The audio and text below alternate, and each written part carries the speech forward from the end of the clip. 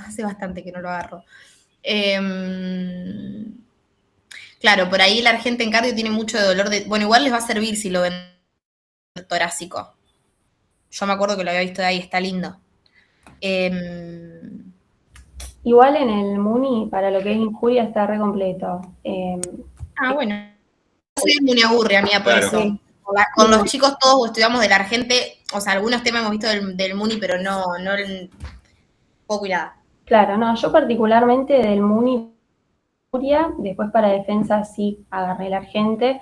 Y lo que es motivo de consulta, yo les recomiendo a chicos que vean los videos o los PowerPoints de Garrido, que de ahí son todas las preguntas, las clasificaciones, sale todo ahí. Los Power, eso creo que no están en el campus, están otros. Los de Gabriela. Sí, creo que están los de Vilamala, ¿puede ser? Puede ser, pero bueno, está todo lo que esté subido así está avalado por la cátedra, es decir, que está bien, si lo Claro. ven de ahí. Joya, joya. O las clases grabadas en YouTube pueden ser. Sí. ¿Qué vieron hasta ahora? ¿Clásico vieron algo? O sea, para hablar hoy. ¿Tienen una idea?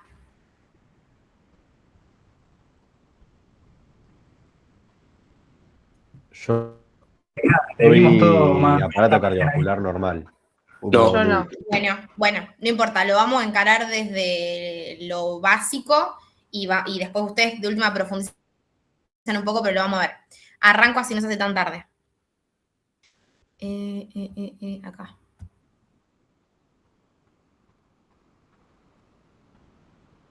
Ahí está. Bueno. Ahí estamos. ¿Ven bien? Sí, sí. Sí. Bueno. Como dijimos, díganme ustedes cuáles son todas las partes del examen físico. Vamos a repasar un poco.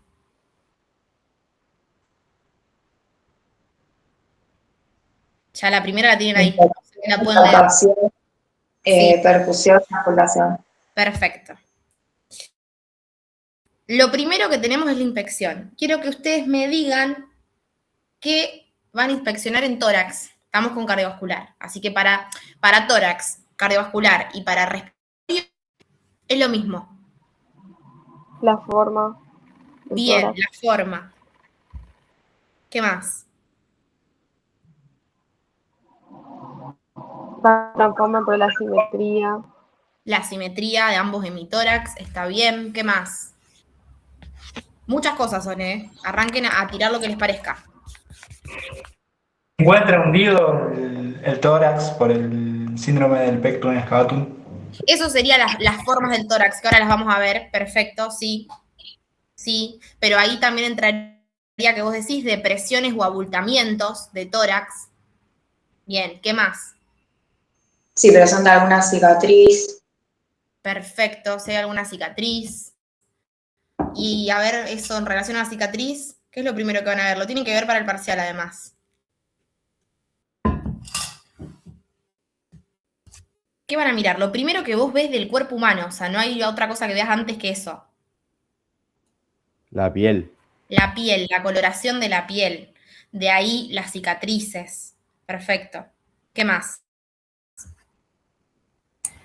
También puede ser el movimiento mientras respira. Exacto, los movimientos respiratorios, que acuérdense que evaluamos la inspiración y la expiración, ambos tiempos.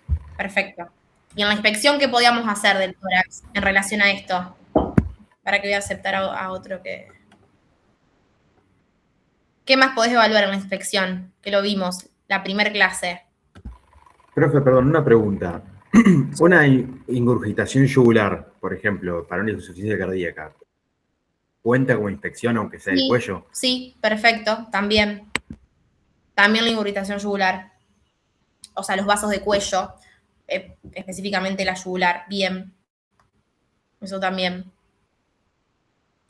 La distribución del vello. Perfecto, también. Bueno, dijeron un montón, creo que están todas. Sí, dijeron todo, bárbaro. Otra cosa, cuando estamos hablando de tórax o de abdomen o de cualquier parte del cuerpo que hablemos, digamos, localicémonos anatómicamente. O sea, si ustedes me tienen que decir los límites del tórax en general, ¿cuáles son?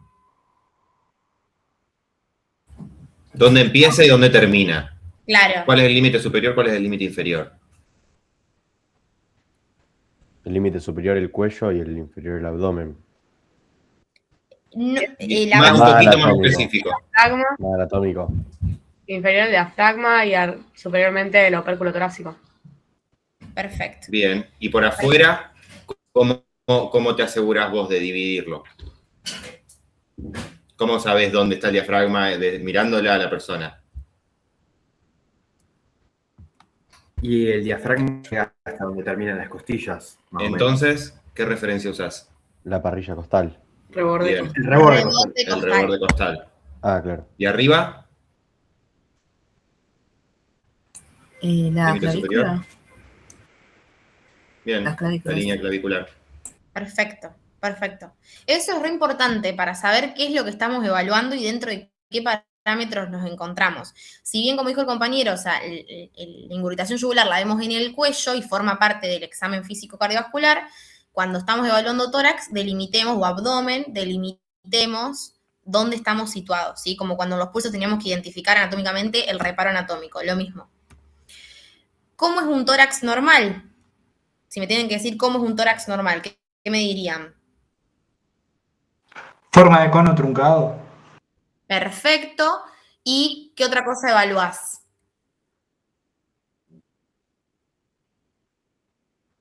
¿Qué límites? O sea, ustedes me dijeron que había uno. ¿Qué? Sí. Los opérculos. El opérculo superior y el opérculo inferior. Bien. Me dijeron esto de la depresión o el abultamiento. ¿O hay otro tipo de tórax que El pediátrico. forman? ¿Cómo? El pediátrico. ¿A eso te referís? No, esas son las formas de respiración. Ahora lo vemos. No, formas de tórax. ¿Qué formas de tórax conocen? Tórax endonel. O enfisematoso. ¿Qué particularidad tiene?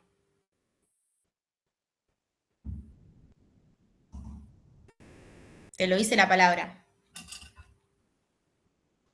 Era que tenía, por así decirlo medio bruto, era un poco como más ancho, puede ser.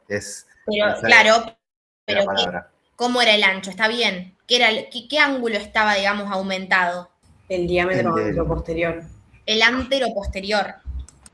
Se llama enfisematoso porque es característico del enfisema, que es una patología que después van a ver ustedes en defensa, y por las características respiratorias del paciente y demás, el tórax, como no sería por costumbre, no me sale, como vicio, toma esa forma, que es en tonel.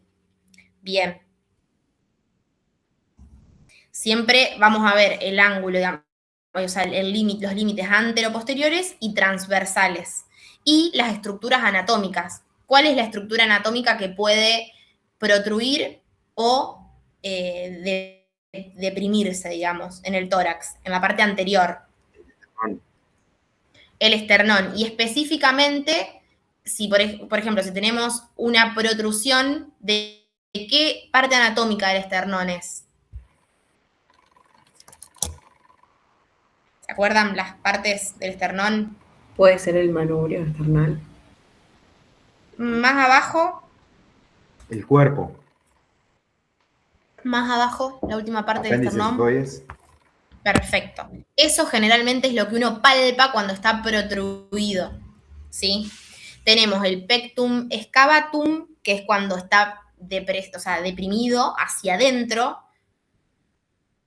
y cartílagos costales adyacentes hacia posterior, generando concavidad, y el pectum carinatum, que es cuando está protruido, que es lo que dijimos recién, ¿sí?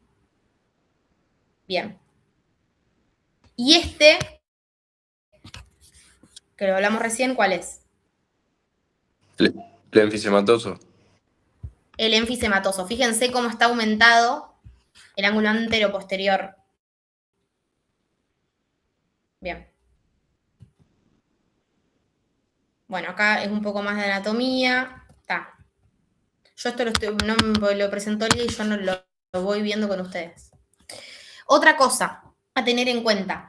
Cuando vamos a hacer el examen físico, tenemos que, además de localizar el tórax anatómicamente, estimar cuáles son los reparos anatómicos que yo voy a usar tanto para la auscultación, para la percusión, para la palpación.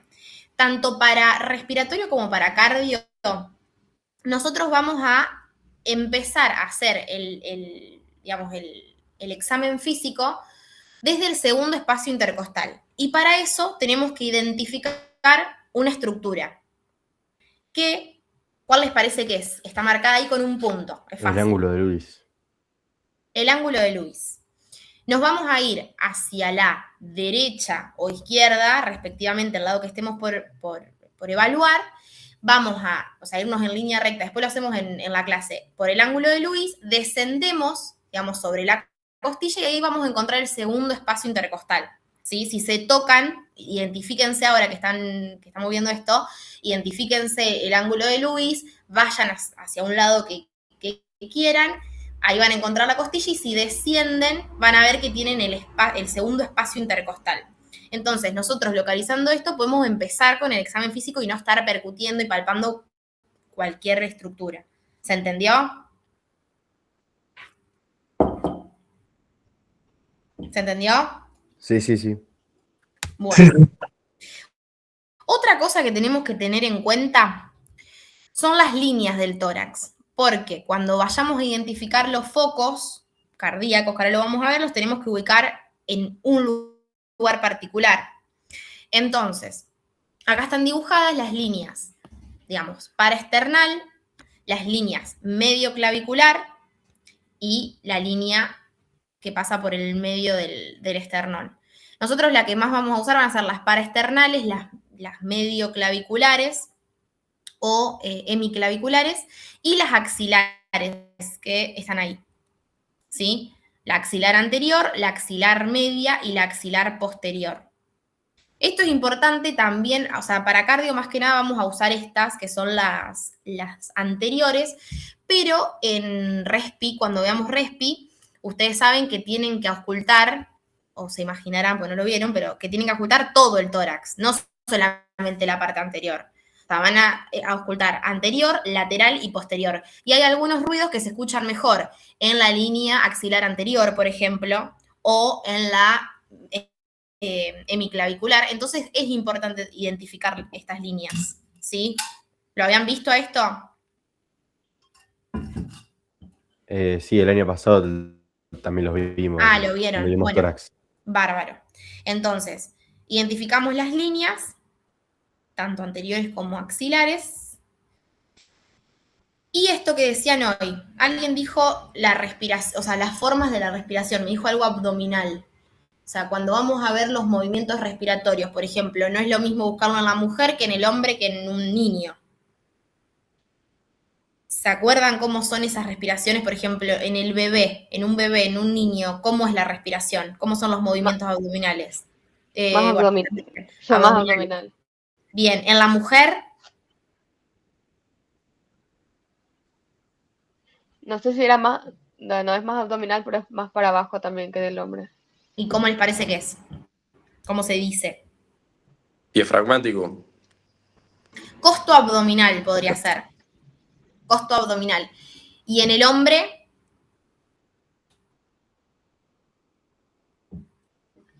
Torácico abdominal.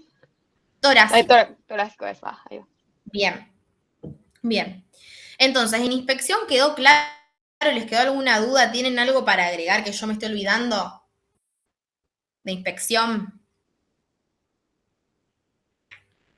Acuérdense, primero la piel, las cicatrices, la coloración, si tiene abultamientos, depresiones, todo lo que hablamos al principio. Después vamos a ver los movimientos respiratorios y esto que acabamos de decir, si es mujer, hombre o un niño, cómo van a ser esos movimientos, o a veces puede ser patológico, ¿sí? Y la forma del tórax. ¿sí? Sépanse las distintas formas del tórax y qué es lo que está aumentado. Si está aumentado el ángulo anteroposterior, el transversal, si hay una depresión, un abultamiento de quesos, sépanselo, ¿sí? No sé si puede haber una pregunta en el parcial, pero por las dudas. Bien.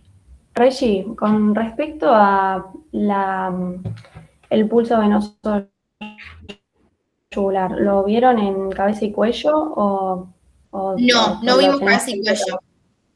Ah, No vieron. No. Por eso no profundicé ahí. Si quieren, cuando terminamos lo hablamos un poquito. Igual no entra dentro del examen del aparato cardiovascular. Sí, ¿El entra. qué? Sí, Por sí, eso. entra. Sí. Sí, Por no es que eso una no cosa lo- está fuera de la otra. Sí, entra. Tanto en el cardiovascular como en el respiratorio, sí. Ahora, si quieren, cuando terminamos lo vemos. Si les Otra parece. cosa para agregar también a lo que dijo Reggie recién de las líneas, es que toda referencia que tomen del tórax, así topográficamente, va a ser en la intersección de dos líneas. Por ejemplo, lo vamos a ver ahora. Si algo está en la línea hemiclavicular, va a ser en la línea hemiclavicular a nivel del segundo espacio intercostal, tercero, cuarto, quinto, el que sea, pero siempre voy a hablar de ambas líneas. Sí. Porque si no sería una línea recta Claro. únicamente. Perfecto. Bien, palpación. ¿Qué les parece que podemos palpar? O sea, ahora vamos a hablar del corazón puntualmente, porque estamos viendo cardio. Así que nos vamos a hemitórax. Hemitórax. Izquierdo. Bien. Sí, parece una pavada, chicos, pero a veces se olvidan si está en la izquierda o en la derecha. Bien, izquierdo. ¿Qué van a palpar? ¿Qué les parece que pueden palpar? ¿Choque de punta? Perfecto. ¿Qué es el choque de punta? No sé bien cómo definirlo, pero es como un latido, se siente como un latido del ventrículo izquierdo. Perfecto. Entonces, lo que se proyecta en el choque de punta, lo que yo voy a palpar, es el momento eyectivo, o sea, la sístole del ventrículo izquierdo. Perfecto. ¿Saben dónde lo vamos a buscar? ¿No sería quinto espacio intercostal, línea hemiclavicular? Perfecto. O sea, perfecto el reparo anatómico para que ustedes se acuerden cuando vayan a la práctica o lo que sea. En el hombre es mucho más simple porque generalmente es por debajo de la tetilla. En la mujer es un poco más complejo, por ahí hay que levantar la mama para poder hacer el choque, para poder palpar el choque de punta. Pero perfecto. ¿Cómo les parece que lo van a palpar?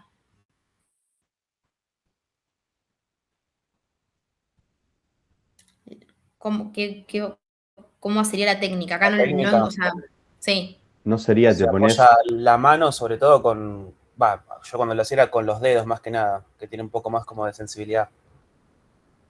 Perfecto, con los dedos.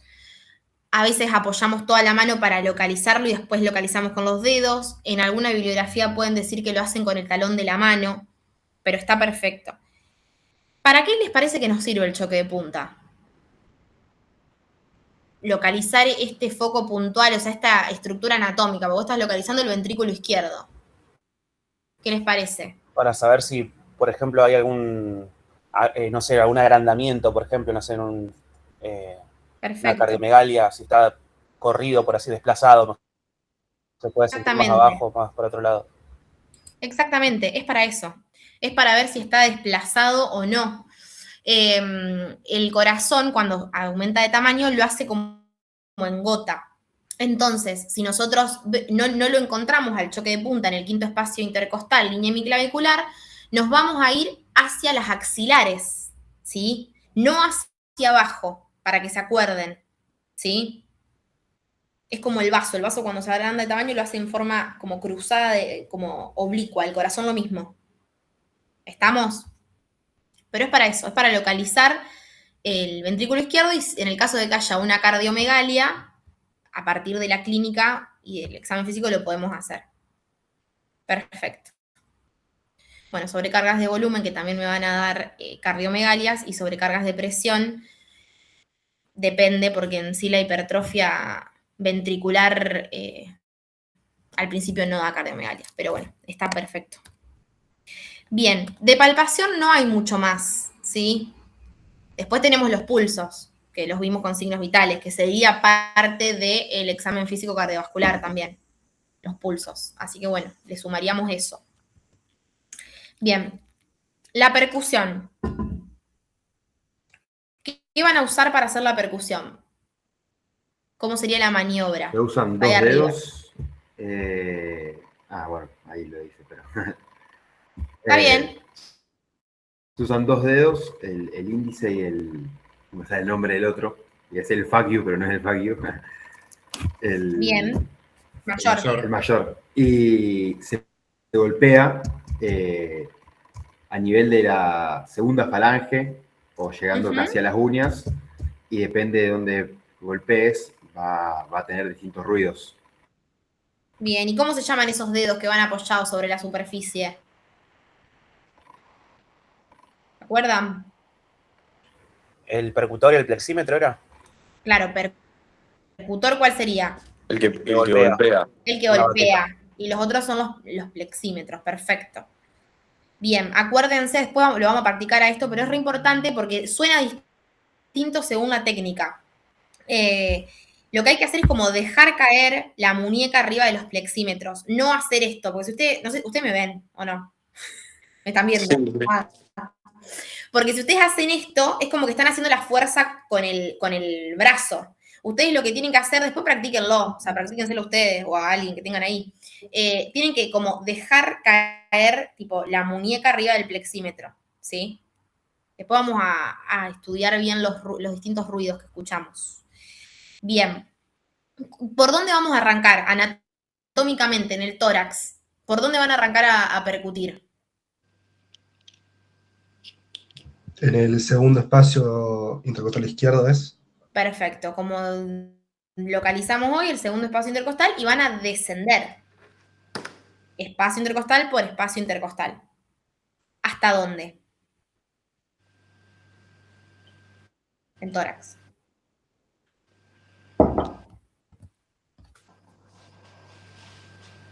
¿Está el reborde costal o no? Al reborde costal, perfecto. En el caso de, esto para hablar de cardio, pero en respi, lo van a ver mañana, en respi principalmente uno se extiende hasta abdomen y principalmente el lado derecho, porque ¿qué estructura tenemos? Pulmón. Pulmón y hígado. Bien. Bueno, ¿quedó claro esto de la percusión? La técnica y cómo lo vamos a hacer, o sea, que vamos a arrancar desde arriba hacia abajo, vamos a descender en tórax, ¿sí? ¿Eso quedó claro? Sí. Sí, eso quedó claro. Bien, perfecto. Ruidos. ¿Qué órgano les parece o qué estructuras vamos a escuchar con matidez? Los sólidos. Por ejemplo, El hígado o el vaso. Hígado. ¿y el corazón no? Sí. También. Bien. El vaso. Bien. ¿Timpanismo? ¿Qué combinación de sonidos es el timpanismo? Para órganos huecos, puntualmente. Sí, huecos o que contengan qué. Huecos y que líquido. contengan qué. Como el Líquido estómago. y aire. Perfecto. El estómago. Perfecto. Bien. Y sonoridad, el único órgano que les queda. Los pulmones. Es aire. Cuando está aumentado, por ejemplo, en un neumotórax, va a haber hipersonoridad. ¿Sí? Bien. Bueno. Ahora vamos esto es, no les quiero decir que es lo más importante, pero esto es como lo principal de cardio que vamos a ver de examen físico, ¿sí? Que son los focos cardíacos. O sea, ¿qué son los focos cardíacos? ¿Para qué los usamos? ¿Qué les parece?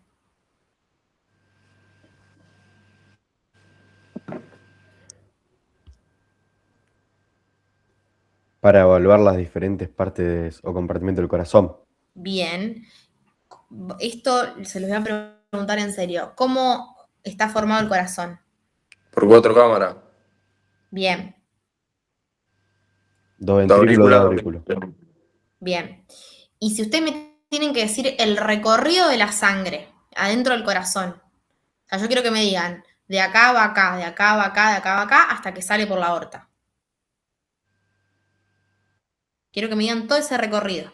Sería de la aurícula derecha para el ventrículo derecho, del ventrículo derecho a los pulmones, de los pulmones ¿A los pulmones a través de qué? de la arteria pulmonar. Bien. Vuelve por la vena pulmonar a las 4 venas pulmonares a la aurícula izquierda. De la Perfecto. aurícula izquierda al ventrículo izquierdo y del ventrículo izquierdo a la aorta. Perfecto. Y a la aurícula derecha, ¿qué conexión tenemos con el resto del sistema? La vena cava. Perfecto. Ahora después van a ver por qué les pregunto esto. Perfecto, perfecto. Bien. ¿Se acuerdan los focos? ¿Leyeron algo? ¿Lo tienen ahí para leerlo? Sí. Bien, díganme. Aórtico, pulmonar, tricúspido y mitral. Bien. ¿El aórtico dónde lo encontramos? Segundo espacio intercostal derecho. Le falta Borde una línea. external. Hemiclavicular. Paraesternal derecha. Paraesternal. Sí. Paraesternal, perfecto. Entonces, segundo espacio intercostal, línea paraesternal derecha. Perfecto. Vamos con la pulmonar, con el foco pulmonar. ¿Dónde está? Sería segundo espacio intercostal, línea paraesternal izquierda. Segundo espacio intercostal, línea paraesternal izquierda. Perfecto. Perfecto. Tricuspidio. Cuarto y quinto espacio intercostal izquierdo en el borde external. O línea paraesternal. Perfecto. Paraesternal. Perfecto. Y el último que ya lo nombramos, que es el de choque de punta. El quinto espacio intercostal izquierdo en la línea medio clavicular o hemiclavicular. Bueno, ese ahí quedó medio corrido, pero iría más al medio. Perfecto. Perfecto. Esto, chicos, es importantísimo que lo sepan. Primero para el examen, porque o sea, de cardio es lo que primero le vamos a preguntar. Y segundo, para cuando vayan a hacer cuando vayamos a sala. Hay bastantes pacientes en sala que por ahí tienen soplos y demás, y está bueno que sepamos dónde localizarlo para poder ver dónde está el soplo y poder determinar eso, ¿sí? Ahora no, pero bueno, más adelante les va a servir. Bien, bien. Mía, Iván, algo que me estoy olvidando. Y yo agregaría, volviendo un poquito a percusión. Sí. Donde hablamos de que los pulmones van a ser sonoros, el corazón va a ser mate. ¿Dónde vamos a escuchar matidez entonces y dónde vamos a escuchar sonoridad haciendo percusión en tórax? Claro, Izquierdo. ¿en qué espacios intercostales, más o menos? Claro, ¿qué altura busco el corazón? ¿Dónde espero que esté? ¿Lo leyeron? ¿Vieron algo de eso? Es básicamente dónde está. ¿Lo puedes repetir? Que no escuché. Sí, ¿dónde voy a empezar a escuchar? Básicamente, ¿dónde voy a empezar a escuchar la matidez del corazón? En la percusión. ¿A qué altura? ¿En qué espacio intercostal lo empiezo a escuchar? ¿En el tercero, cuarto? ¿Izquierdo? Bien. Sí. Porque como que por ahí empiezo a escuchar a esa. Sí.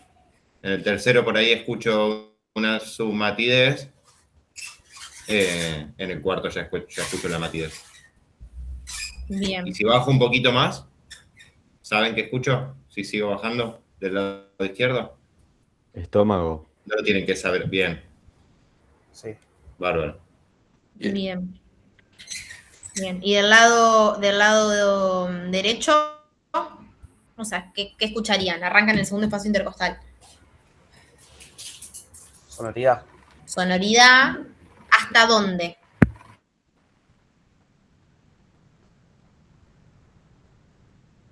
¿Hasta el séptimo no era? ¿O un poquito más? Sí, sexto espacio intercostal. Sexto. Ahí que empiezan a escuchar. ¿Qué se va a superponer? El hígado. El hígado. No escuchan matidez todavía, escuchan submatidez, que es la superposición de ambos. ¿Sí? A partir del séptimo ya pueden empezar a escuchar matidez. ¿Sí? Después hay distintas patologías que hacen que esto se modifique. Pero acuérdense que tenemos sonoridad, submatidez y matidez porque aparece el hígado, que es mate, que es sólido, ¿sí? ¿Estamos? Bueno. Vamos con los ruidos normales. Ya, inspeccionaron el tórax. Lo palparon el choque de punta. Lo auscultaron. O sea, identificaron los focos. Ahora lo van a auscultar en esos focos que hablamos recién. ¿Sí? Porque si no, yo voy con el paciente y apoyo en cualquier lado, no. Vamos a apoyarlo en los focos cardíacos. ¿Cuáles son los ruidos normales del corazón?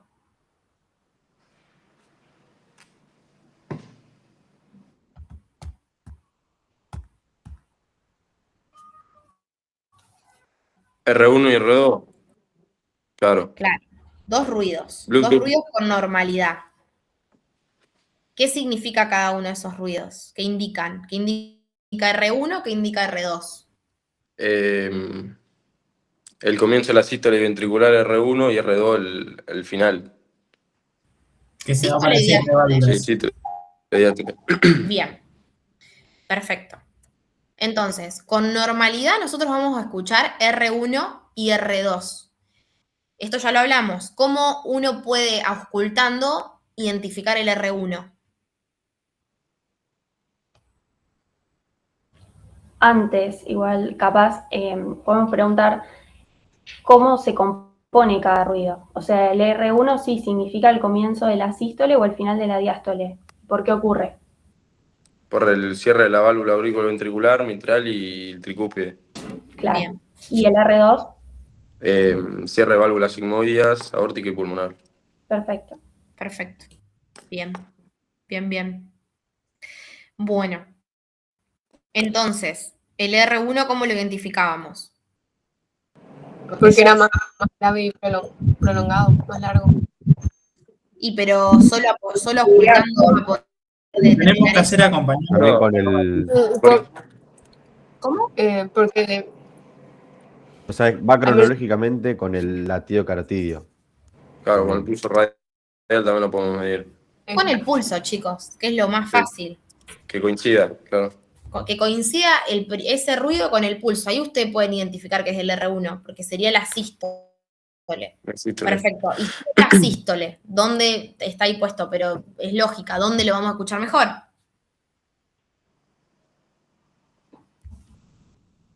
¿Cómo, profe? ¿Dónde vamos a escuchar mejor el primer ruido o la sístole ventricular? Ocultando el foco mitral, porque ahí está El foco mitral. Perfecto, sí. Perfecto. Bien. Bueno, ¿y el R2 qué dijeron que era? Diástole.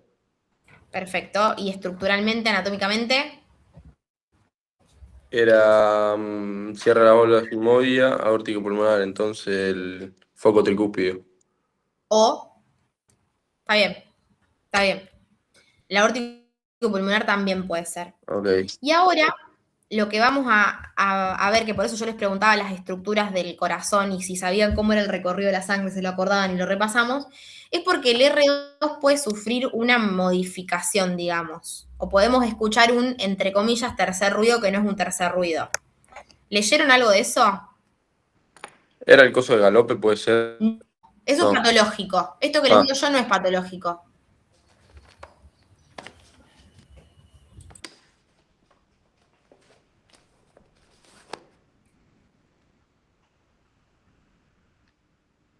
Sí, yo leí que se escucha más en niños o en personas muy delgadas. ¿Y cómo se llama eso?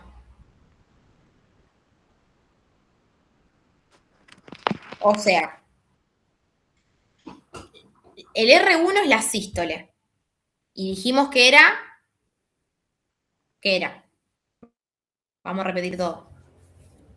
Díganmelo ustedes. El cierre de la válvula mitral, tricúspide y la aórtica. El R1. Está bien. ¿Y R2? Mitral y tricúspide nomás. ¿Y el R2? Que sí. De las válvulas sigmoides, aórtica y pulmonar. Bien. ¿Escucharon o leyeron en algún momento el desdoblamiento de R2? No. Bueno. ¿Guía como el- presistólico o predia? O predia. ¿Cómo? ¿Presistólico es? ¿O no? ¿El Y qué? junto con el R2 te va a marcar el inicio de la diástole también. Pero el desdoblamiento, dice ella. Prediastólico o presistólico específicamente no. Yo tengo El acá que es un ruido mesodiastólico. El desdoblamiento no está en todos los pacientes. Claro. Es Esa solamente esa clasificación de proto, meso es del tercer ruido y tele del cuarto. Pero para el desdoblamiento del R2, ustedes piensen que marca la sístole y que es bien seguidito y que no es patológico en el caso que sea en inspiración. Si es en expiración, ya sí. O sea, ¿qué es lo En que la pasa? expiración ya es el patológico, si no es por el aumento de la presión pulmonar que hace que tarde un poquito más. Exactamente. Se cierra más tarde la válvula pulmonar que la aórtica. Por eso yo les preguntaba si ustedes sabían el recorrido. Porque, ¿por qué les parece que aumenta la presión intratorácica y se cierra más tarde la pulmonar? Pensando en la anatomía. Cuando uno... Porque aumenta la presión de la arteria aórtica. ¿O no? No, De la pulmonar. de la pulmonar. De la pulmonar. ¿Y de dónde viene ese aumento de presión? ¿Dónde se ejerce para que se cierre más tarde la pulmonar? Volvamos al recorrido. Y de insuflar los pulmones. Sí. ¿Y eso dónde repercute vascularmente? En la barrera. Primero en el La sistema barrera venoso. alveolo-capilar. Primero en el sistema venoso. ¿Que dónde desemboca? En la aurícula derecha. Y eso al ventrículo. Al ventrículo derecho. Y el derecho. En la pulmonar. Por eso cierra más tarde la pulmonar y por eso, para determinar si es un desdoblamiento o es un R3, porque uno va a escuchar un ruido más, digamos, va a escuchar R1, R2 y un ruidito más, que vos no vas a poder determinar si es un R3 o es un desdoblamiento. Entonces, para eso uno le pide al paciente que inspire, que aumente la presión en el tórax y poder identificar si está en la inspiración, porque si es un ruido que se mantiene en ambos tiempos y es constante, vamos a pensar que es un R3, obviamente en el contexto del paciente. O sea, esto generalmente se da en gente joven, mira, ahí está gente joven, longilíneos, en estado hiperdinámico como la fiebre, en donde esto se puede modificar. Si lo estamos escuchando en un paciente que te dice, y yo tengo una insuficiencia cardíaca, escuchaba un tercer ruido, lo más probable es que sea un R3 y que sea patológico, ¿sí? ¿Se entendió o quedó medio inconcluso? Se entiende. O sea, No entendí yo bien, profe, por qué se produce. O sea, si lo podrías... O sea, es algo fisiológico que es porque la arteria pulmonar, o sea, la válvula pulmonar y esa sangre que va a la arteria pulmonar se cierra más tarde que la aórtica. En teoría, para nosotros escuchar un R1 y un R2, ambas válvulas, tanto aórtica como pulmonar en el R2, se tienen que cerrar juntas para que sean un ruido.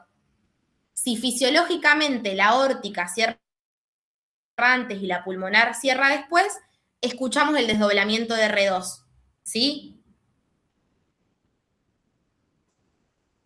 Sí. En criollo sería porque la pulmonar tarda más en cerrarse. ¿Cómo?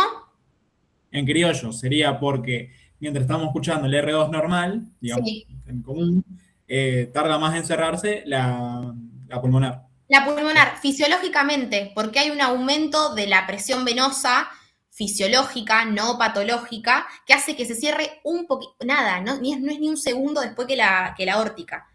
Y eso nos puede en algún momento tener que hacer discernir si es un desdoblamiento de R2 o un R3. ¿Se entendió? Yo, por ejemplo, cuando estábamos en semiología, a mí me escucharon un desdoblamiento de R2 y ahora ya no lo tengo más. O sea, y fue fisiológico. Yo no tuve nada patológico. Solamente que mi válvula pulmonar se cerraba un poquito después que la aórtica. Nada más. ¿Sí? Y para diferenciarlo del R3, lo tenés que escuchar en expiración. ¿Qué vas a escuchar en expiración? sería el tercer ruido. Exacto. El tercer ruido está durante todos los tiempos respiratorios. Inspiración, expiración, porque no lo modifica la presión venosa. Es algo completamente estructural del corazón. ¿Sí? El R2 lo vamos a escuchar en inspiración únicamente. ¿Sí? Porque Sí. está relacionado al aumento de la presión torácica, que lo hacemos en inspiración. ¿Y el tercer ruido es normal escucharlo? No. O sea, el tercer ruido en No algunos te estoy casos... preguntando a vos, mamá. Ay, no sé, Genio. chicos, yo no los veo, no sé quién habla. Soy Iván. Pero no, No los díganme. veo, estoy con la Ustedes. diáfana. Voy a presentarme antes de preguntar. Pero bueno, díganme, chicos. No. ¿Es normal escuchar el R3? No, ¿Nunca? no. Siempre patológico. Igual creo que cuando es un niño o en decúbito dorsal también se puede escuchar, o en personas muy flacas, o en alguna mujer en decúbito dorsal también. En jóvenes, embarazadas, lo mismo personas en estado hiperdinámico, puedo llegar a escuchar un R3 que no necesariamente me esté hablando de una sobrecarga del corazón. Bien. ¿Y el Siempre que cumpla R4? los criterios. ¿Y el R4? Sería el ruido de la sístole auricular. ¿Cómo? ¿No es el ruido de la sístole auricular, R4? Bien. Entonces va a ser, en algún momento puede ser fisiológico. No, creo que siempre se considera patológico el cuarto ruido. Bien, vamos a pensar un poco. Primero organicémonos que tenemos R1, R2, y después del R2, ¿qué iría? R3 Bien. y R4. ¿R4 dónde lo ubicarían? Antes de R1. Antes de R1. Antes de R1. ¿Por qué les parece que antes de R1? Me lo acaban de decir Porque ustedes. es la sístole auricular. Perfecto. El R3, ¿saben por qué se da, digamos? ¿O a qué se debe? O sea, el R4 está perfecto, tiene que ver con la aurícula. ¿Y el R3? Escuchamos un aumento del volumen. Las columnas. El R3 es el ruido del llenado de los ventrículos que van a estar dilatados con una sobrecarga, ¿sí? Es decir, que depende del ventrículo, no es por la aurícula. ¿Estamos? ¿Es cuando está muy distendido el ventrículo? Exacto, en una insuficiencia cardíaca. De hecho, el R3, en los criterios de Framingham, es un criterio mayor. Es como muy típico de una insuficiencia cardíaca. ¿Sí? Hay sobrecarga de volumen y de presión también puede haber. ¿Sí? Pero quedémonos con que es el ruido que escuchamos del ventrículo, de esa sangre chocar en las paredes de un ventrículo que está dilatado. Perdón, distendido no. Distendido del abdomen. Dilatado. ¿Sí? ¿Y el R4 qué les parece? O sea, si es una... O también vieron que se le puede decir patada auricular. ¿Qué les parece? ¿La aurícula qué está haciendo? Es una fracción extra de proyectado, básicamente. Está haciendo más fuerza. ¿Y por qué estaría haciendo más fuerza la aurícula para llenar un ventrículo? ¿Qué le puede estar pasando al ventrículo? Y no se está llenando bien. ¿Y por qué les parece que puede El ser? ejercicio, puede ser. No, porque el R4 es siempre patológico. ¿Una insuficiencia? Sí, puede ser una insuficiencia. Paren que le voy a abrir a mi gato que me están matando llorando.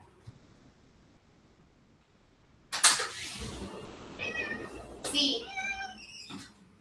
Pero ¿qué le está pasando al ventrículo para que la aurícula tenga que hacer más fuerza? Si eso se tiene que distender normalmente la sangre. Puede ser que tenga una mayor presión, tiene que vencer mayor presión y hacer más fuerza. Exactamente. Y eso Aumenta la poscarga. Exacto. Y eso se puede dar por una hipertrofia ventricular, que lo puede dar, por ejemplo, la hipertensión. ¿Sí? Entonces, vamos de vuelta. R3, el ruido que escuchamos cuando se llena un ventrículo que está dilatado. Es como si cayera agua en las paredes y escuchamos un ruido, o sea, no es normal la forma del corazón. Entonces, como que ese líquido, que es la sangre, choca contra todas esas paredes dilatadas. Y eso es lo que nosotros escuchamos. Ventrículo dilatado, típico de la insuficiencia cardíaca. R3, criterio mayor de Framingham. Yo les repito todo. R4, o patada auricular. La aurícula está teniendo que vencer una fuerza que se la está dando ese ventrículo porque está chiquitito así, todavía no se dilató, pero es lo que le sigue. Si sigue el proceso se va a dilatar. Es un ventrículo que está chiquitito y duro porque está hipertrofiado, entonces la aurícula para poder llenarlo tiene que hacer más fuerza. ¿Se entendió? Claro, ahí entendí por qué es puede ser por hipertensión porque porque es concéntrica Exactamente. la hipertrofia. Y No achica tenemos la el hipertrofia. tamaño. Claro, perfecto. Ahí va. Sí. ¿Quedó claro lo de R3 y R4? Sí. Sí. Porque es esto, y el desdoblamiento por ahí es lo que más duda trae. ¿Estamos bien? Sí. Listo. Bárbaro. Reggie, Sí. por las dudas está por cortar el MIT. Bueno, ahí hago otra, así vemos lo de, porque ya está el power, así vemos dolor torácico y las dudas que tengan con eso. ¿Quieren? Sí. Dale. Lo de examen físico cardiovascular. Sí. Sí. ¿Les quedaron dudas? Es el momento de sacarse las dudas.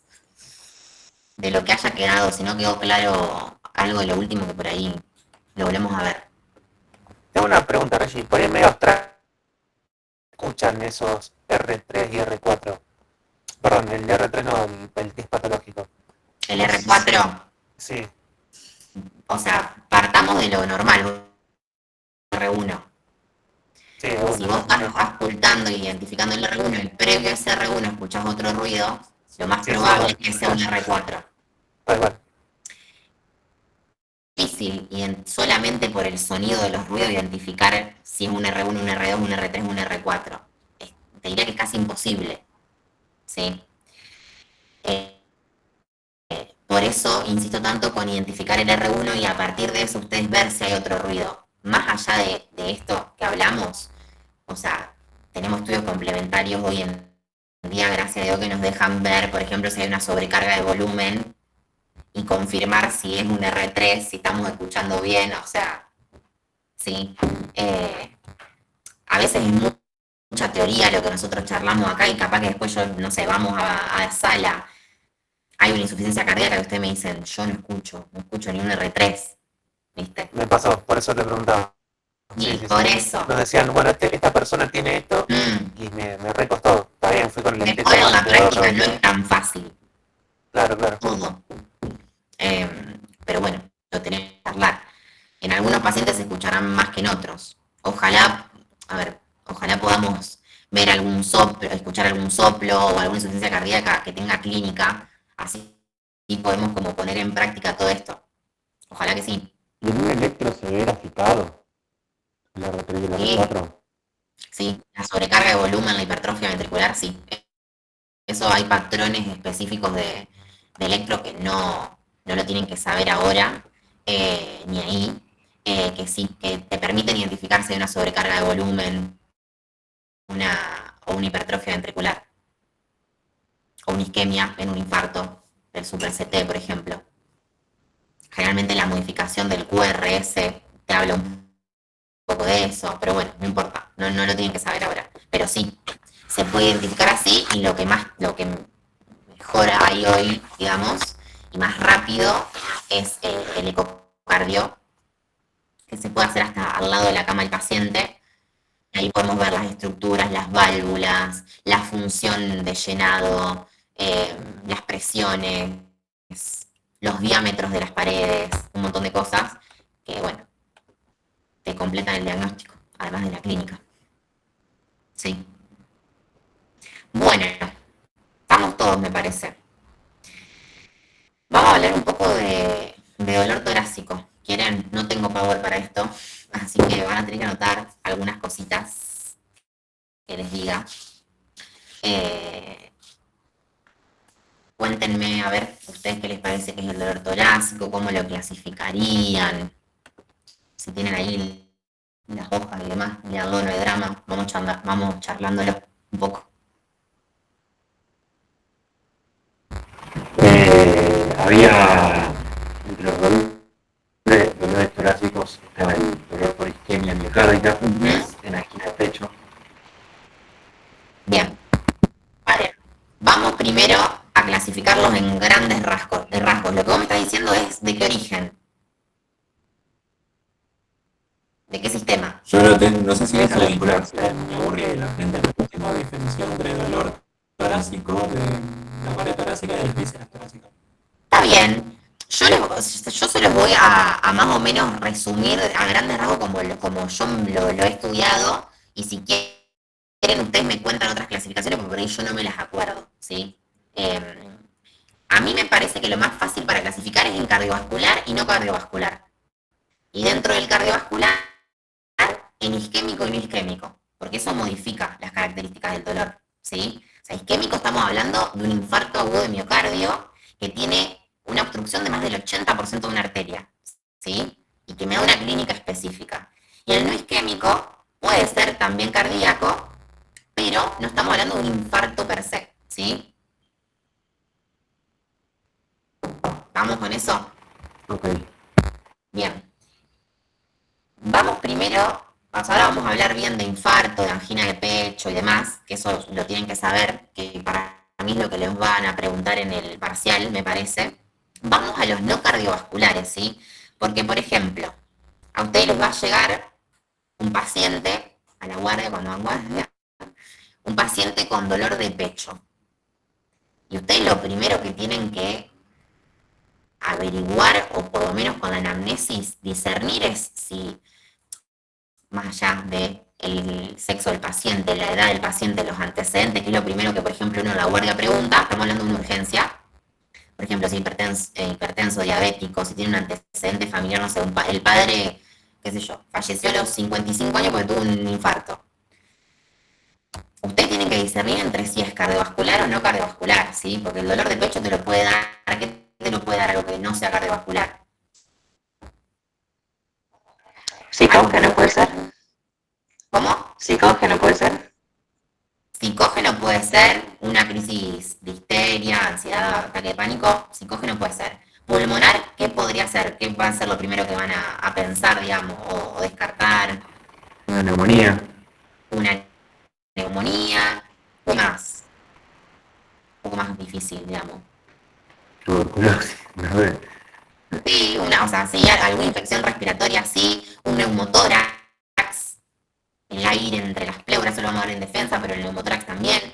Un tromboembolismo pulmonar puede dar dolor de pecho, ¿sí? Algo también gástrico. ¿Y qué cosas? Dolores congestivados. Una gastritis, Un reflujo. una bronquitis, un reflujo, ¿qué más? Puede ser por dolor muscular de la tórax. ¿Cómo? Dolor muscular torácico, por ejemplo, para un esfuerzo. Sí, una condritis, sí, puede ser. Sigamos con lo gastrointestinal. Un reflujo. Reflujo, gastritis, ¿qué más? Espasmo muscular de la pared del esófago también. Más grave, algo más grave. El paciente si no lo intervenimos en ese momento, se va a morir. Una hemorragia que tenga interna. ¿Por qué? ¿Por una ruptura de qué? Si estamos hablando gástrico, tórax, precordial, o sea, esta zona. ¿Del esófago puede ser? Sí, una ruptura esofágica por una úlcera puede ser. Sí. Y otra cosa que pueda, otro órgano no abdominal, retro, que se pueda proyectar a abdomen y a tórax y nos confunda. Riñón. La pancreatitis. Perfecto. Perfecto. Después me dijeron psicógeno, dijeron las respiratorias, digamos, de pulmón. ¿Qué más puede haber? Que de dolor torácico, no cardiovascular estamos hablando. ¿De la vesícula biliar, por ejemplo? Más raro porque generalmente se da más el hipocondrio derecho. Sí, muscular. Bien. Y hay otra cosa que es una infección viral que abarcan, digamos, los nervios anatómicamente y puede estar en tórax o en abdomen también, pero bueno, estamos en tórax, que puede dar dolor. ¿Se acuerdan? La reactivación de un virus. El herpes zóster. El herpes zóster. El herpes zóster puede abarcar tórax y puede doler, pero ¿qué tendríamos de diagnóstico diferencial ahí? Se vería en la piel el herpes zóster. Exacto, vamos a tener lesión en piel. Entonces, ya ahí nos ayuda un poco. Ya si se superpone eso está re complicado, pero bueno, esperemos que no. Bien, estamos con no cardiovasculares. Ahora vamos a lo cardiovascular. Quedó claro, digamos, las causas no cardiovasculares de dolor torácico que usted tiene que pensar y después obviamente hacer los diagnósticos diferenciales. ¿Sí? Sí, sí. Bien. Bueno, vamos con lo cardiovascular. Vamos a empezar con un infarto, con el isquémico.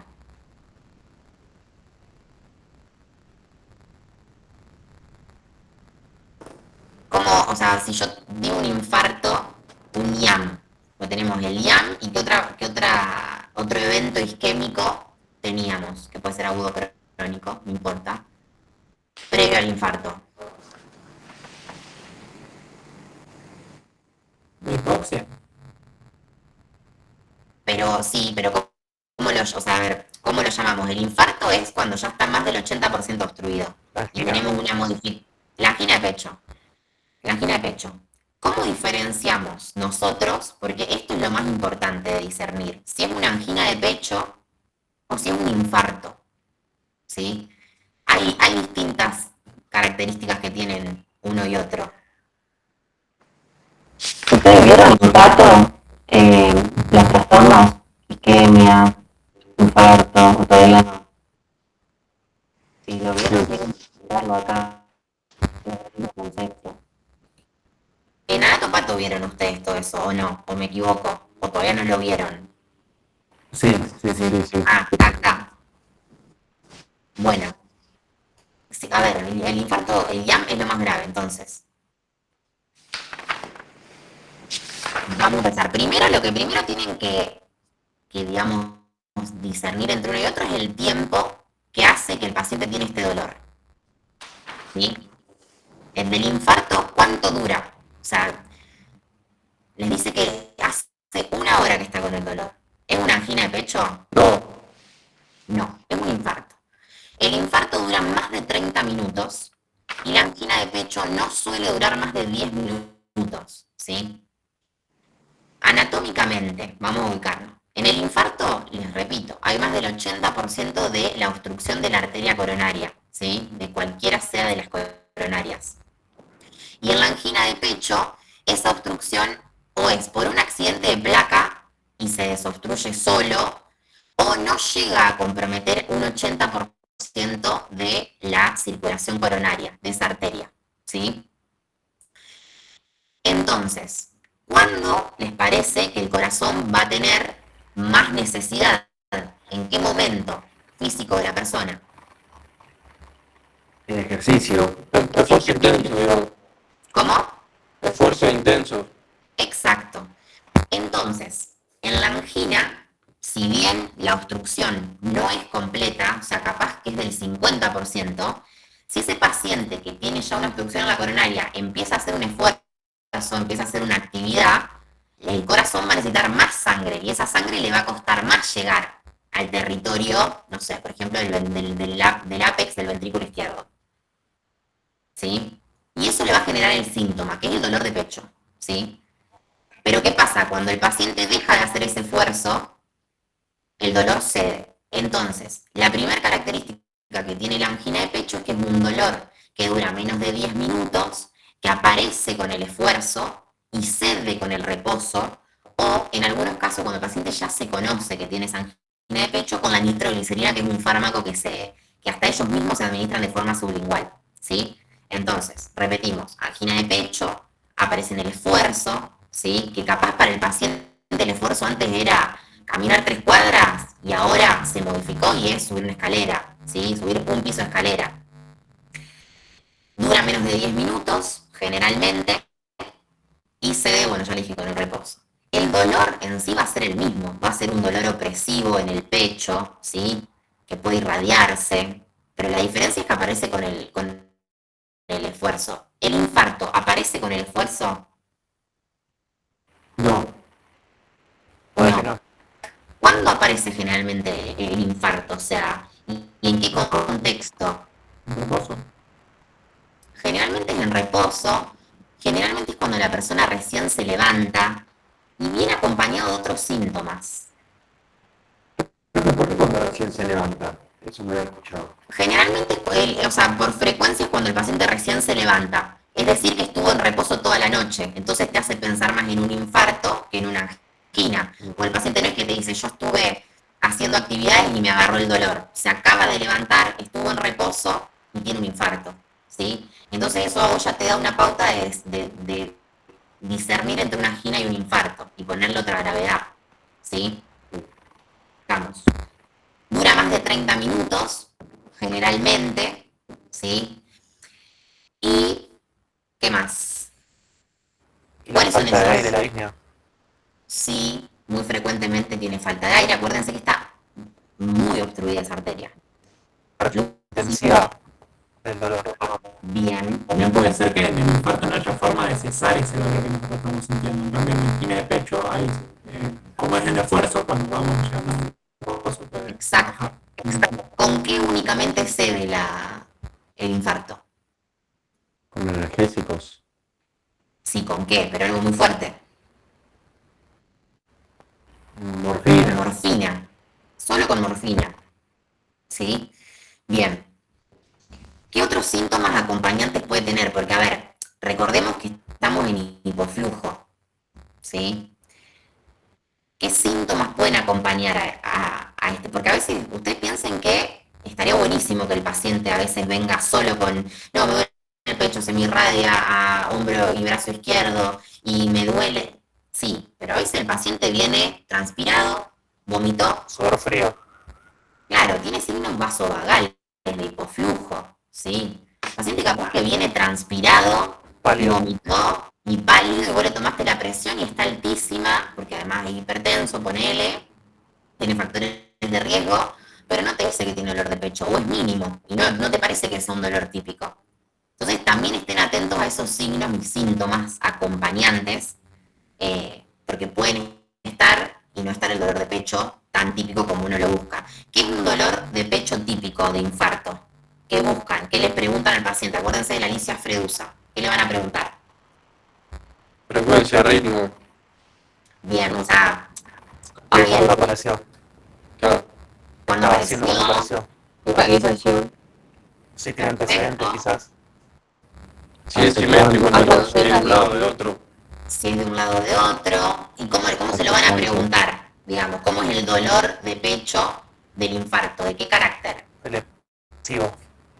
Bien, ¿cómo le van a preguntar al paciente? ¿Para decir, ¿es opresivo el dolor? No.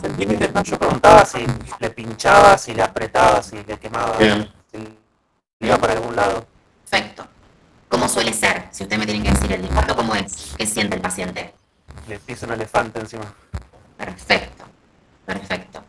¿Y la localización dónde puede? ¿Dónde localización y radiación? ¿Puede localizar el Quería dolor? preguntar. Yo tengo el infarto como que se puede irradiar hacia el brazo izquierdo y la mandíbula, pero en la angina de pecho puede ser igual o ahí. Puede ser igual, pero tenés un montón más de espacio. En general lo que te dicen es que puede ser en cualquier lugar, desde la mandíbula hasta el ombligo. Esos son los límites. Toda esa zona, si el resto de las características del dolor te guían a un dolor que pueda llegar a ser un infarto, te tiene que asustar, te tiene que hacer prender una lamparita. Mientras sea entre la mandíbula y el ombligo. Okay. Bien. Entonces, carácter del dolor, localización e irradiación, tiempo de duración. Otra cosa que me dijeron es con qué sede. ¿Tomaste algo? Sí, me tomé la nitroglicerina que me tomo siempre cuando me agarra el dolor de pecho y no se me está pasando, estoy hace 2 horas con este dolor. ¿Sí? ¿Qué más? ¿Qué lo puede desencadenar? Porque hay desencadenantes. Estresante, angustia. Sí, estrés, el frío. ¿Sí? No el ejercicio, sí, situaciones de estrés, el frío también puede ser. ¿Eso, Bien. profe, entra dentro de atenuantes o agravantes? Claro, podría ser, sí.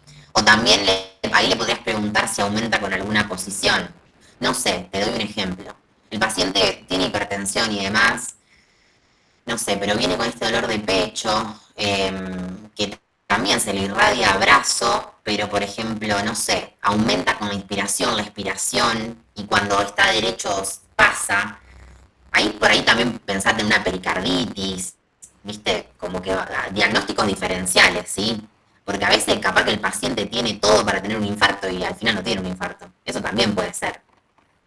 Eso también puede ser. Y uno deja de pensar otras cosas por solo pensar en el infarto, ¿sí? Que obvio que es lo que hay que descartar. Uno va a hacer el electro, lo primero que va a hacer. Pero también pensar en otras causas. Así que ahí le podrían preguntar, ¿aumenta con los movimientos? O sea, ¿empeora con la respiración? Con la inspiración, la expiración, por ejemplo. Eso también. Profe, y si vos ya sabés que va a tener un infarto, de hacer electro y sabés esto es un infarto, ¿vos qué haces? ¿Cómo sabes que va a tener un infarto? Claro, si ya corroboraste que está obstruida la arteria coronaria. Vos no podés corroborar eso. Vos podés corroborar que es un paciente, por ejemplo, con antecedentes cardiovasculares, que tiene un dolor típico de infarto y que yo a este paciente le tengo que hacer un electro ya mismo. Vos podés estimar eso. Y el electro te va a decir si es un infarto o no, si hay un supradesnivel del ST o no. ¿Sí? Ok, y si ya sabés que está ese supranivel y ya todo, ¿qué haces? Manejo de infarto. Lo van a ver, es bastante largo, lo van a ver más el año que viene todo el manejo, sí. Mona. Oxígeno, morfina, antiagregantes, revascularización inmediata. Pero eso no lo tienen que saber ahora. El tratamiento es un tratamiento. No se preocupen. Pero bueno. Para descartar, ¿se puede hacer el examen de troponinas? Sé que muy tarde y no todos los lugares están, pero... Sí, sí. Si es un dolor, la troponina tiene como indicaciones, de hecho hay en hospitales que te lo tiene que recetar, o sea, te lo tiene que pedir un cardiólogo, te tiene la firma de un cardiólogo, por ejemplo en IRECA. Pero sí, generalmente si es un dolor típico, vos podés pedir las troponinas, o sea, te las acepta el laboratorio y te las hace. Yo te preguntaba porque mi viejo tuvo un problema con la vesícula biliar, por eso también lo nombré antes, y me llamó la atención, yo en ese momento no sabía mucho, y en Junín le hicieron el examen de troponinas y bueno, vio que no tenía nada, era la vesícula, pero tenía antecedentes cardíacos, un marcador. Claro, por eso se lo ven por ahí. Sí. Está bien lo que hicieron, está bien, porque a veces no es un dolor tan típico y lo tenés que descartar. Está bien. Está bien. El diagnóstico de infarto, digamos, en la práctica generalmente es dolor típico, electro y troponinas. O sea, son las tres cosas que uno usa para decir esto es un infarto y tengo que revascularizar ya mismo. O sea, o mandarlo a hemodinamia o yo poner fibrinolíticos ya porque no me llega hemodinamia al paciente. ¿Sí? Entonces, tenemos esas tres aristas, la clínica, que es lo primero que uno hace, y la anamnesis, el electro y las troponinas. A mí me gustaría que ustedes se hagan, o sea, por una cuestión de un consejo nomás, pero estudienlo como les quede mejor, un cuadrito. Yo me acuerdo que me había hecho un cuadrito y había puesto, por ejemplo, angina de pecho, infarto. Me había puesto tiempo, angina de pecho menos de 10 minutos, infarto más de 30. Desencadenante en la angina el esfuerzo, en el IAM reposo. Sede con nitroglicerina o reposo y el infarto con morfina. Me explico cómo ir haciendo así un cuadro comparativo. Por ahí es más fácil, me parece. Y otra cosa que no dijimos de los no isquémicos, pero cardíacos, yo les nombré la pericarditis, que tienes esa, o sea, duele con los movimientos, con la inspiración, la expiración. Pero otra cosa muy importante y de vida o muerte es la disección de aorta. ¿Sí? ¿Habían escuchado alguna vez la disección de aorta? ¿Saben lo que es? ¿Se rompe literalmente o no? Sí. Pero primero puede haber una... No me sale. La disección es lo último que pasa. Y me ayuda a mi Iván, que lo tengo más fresco. Un aneurisma. Puede haber un aneurisma. Un aneurisma que se rompe la pared. Y eso también, por ejemplo, en la expresión ya se puede ver, ¿no? Porque tiene como... Tiene un montón de síntomas. Sí, La es que se disección y la pulsa. ruptura de aneurisma tienen un montón de signos. Cambio, asimetría de pulsos, muchas características muy parecidas al infarto, cuando ponele un dolor que siente como si lo atravesara, Y el como dolor si de fuera de la... adelante hacia atrás. Como un desgarro. Sí. Un dolor fuerte en forma como desgarro. Sí.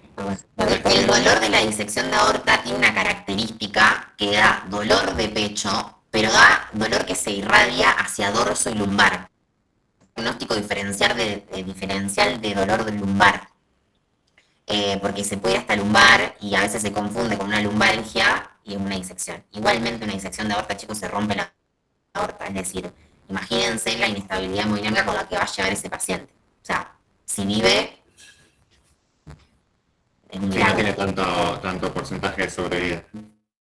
La mayoría muere de estos pacientes, pero bueno, ténganlo como otro diagnóstico diferencial cardiovascular no isquémico. ¿Sí? Estamos. Bueno, y creo que eso sería todo de dolor torácico. No sé si les quedó alguna otra duda. ¿Leyeron algo más que nos haya faltado decir? No, si no, profe, para que a la hora de repasar para el parcial hay que hacerle un poquito más de énfasis, ya que, o sea, porque son, por ejemplo, en microbiología hay, no de microbiología, ahí me reforman, pero hay, no sé, me dijeron, por ejemplo, metazoarios, no preguntan tanto. Para semio, hay algo que no se pregunte tanto.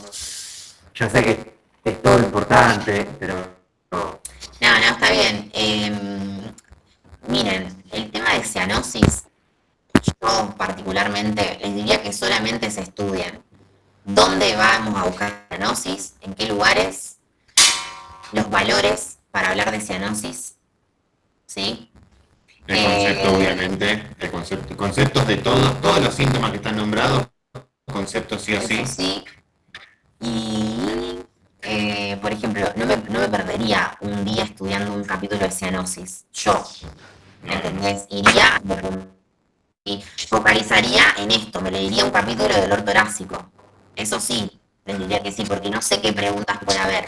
Después de disnea, sépanse las etiologías, es decir, a mí también me gusta clasificarlas en, por ejemplo, cardíacas y pulmonares o cardíacas respiratorias, ¿sí? Porque cumplen como diferentes características, ¿sí? Y los grados de disnea, 1, 2, 3, 4, cuando aparece, eso sí, eso ya les digo que se lo van a preguntar. Eso sí o sí va a estar en el parcial. Siempre hay una pregunta de los grados de disnea. Después que vimos hoy también tema fiebre, más que nada obviamente valores para hablar de fiebre y los tipos de fiebre. De eso sí les pueden hacer una pregunta.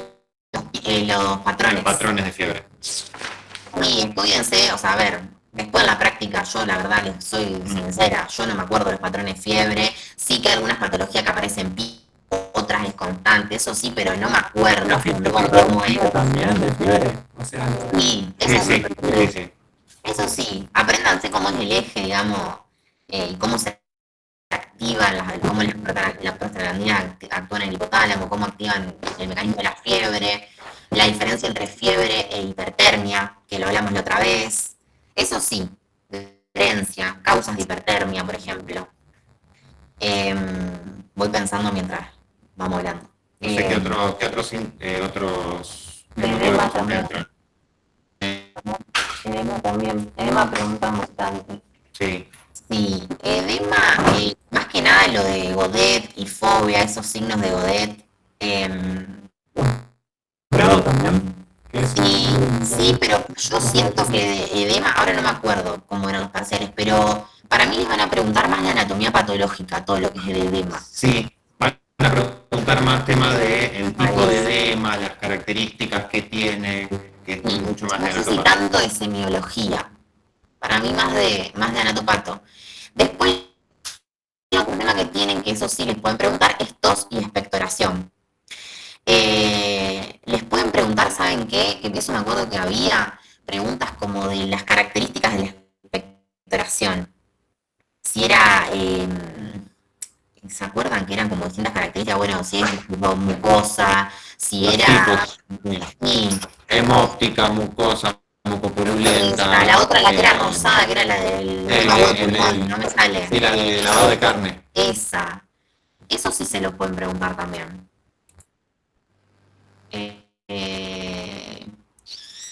Bueno, dolor torácico para mí sí va a haber preguntas de eso. Más que nada de infarto, angina de pecho, como esas diferencias. O, por ejemplo, no sé, se me ocurre, capaz que le ponen cuáles de estas, no sé, de estas patologías da dolor de pecho, y capaz que le ponen una abdominal así, o cuál no da, y entonces tienen que poner una que no dé, no sé, porque a veces son así las preguntas. ¿Qué más? ¿Qué más tenían?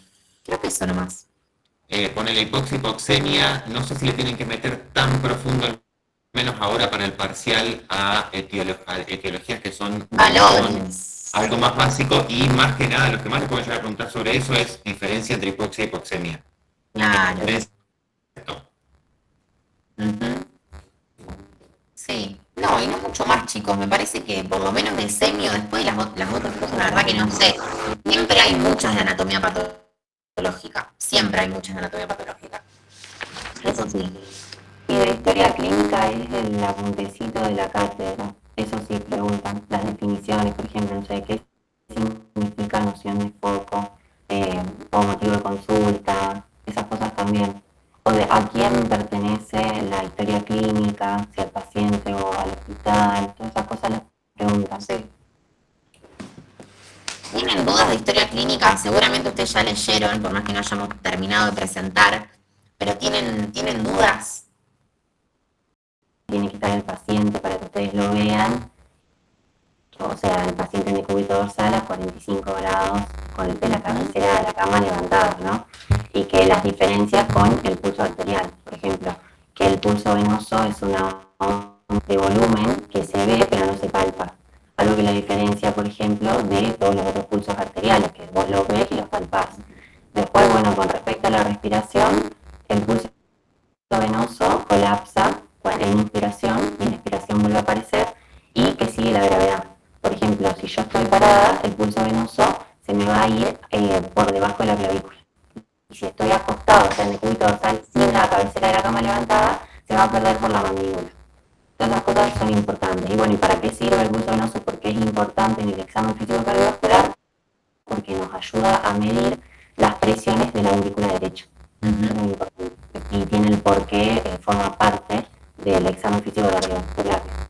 Y bueno, que lo vemos en el tercio del cuello. Si ya lo vemos en los tercios superiores, probablemente haya una ingurgitación. Eso les iba a preguntar. ¿Cuándo era patológico? Les iba a mandar una fotito. Que le mandamos todos los años a los chicos.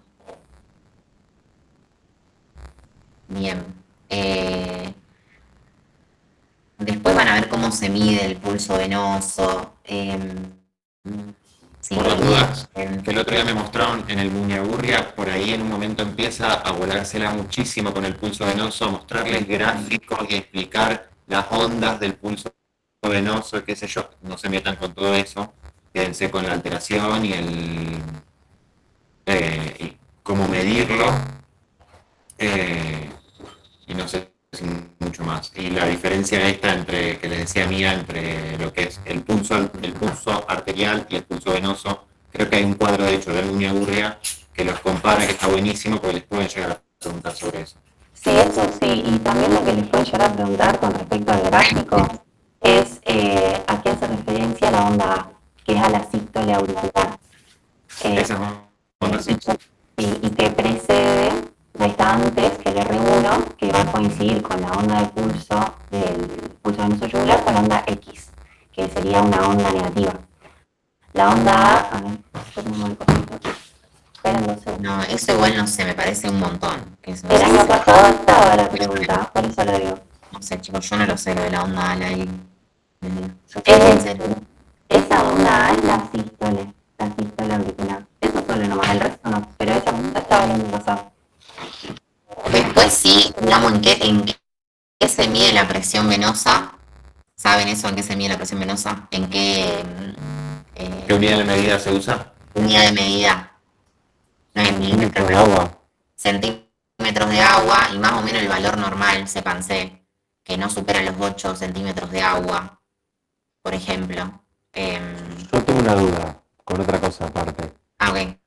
Para el examen físico abdominal, poner historia clínica, primero se hace la inspección, después la auscultación. Sí, no lo vimos todavía, pero Igual sí, lo está vamos a bien. ver en las próximas semanas, pero sí. Sí. Sí, pero por ahí eso entra en historia clínica, que no sé, como en el Muñoburrio lo dice también. Sí, lo único que tienen que saber es eso, que modifica los pasos, digamos, del examen físico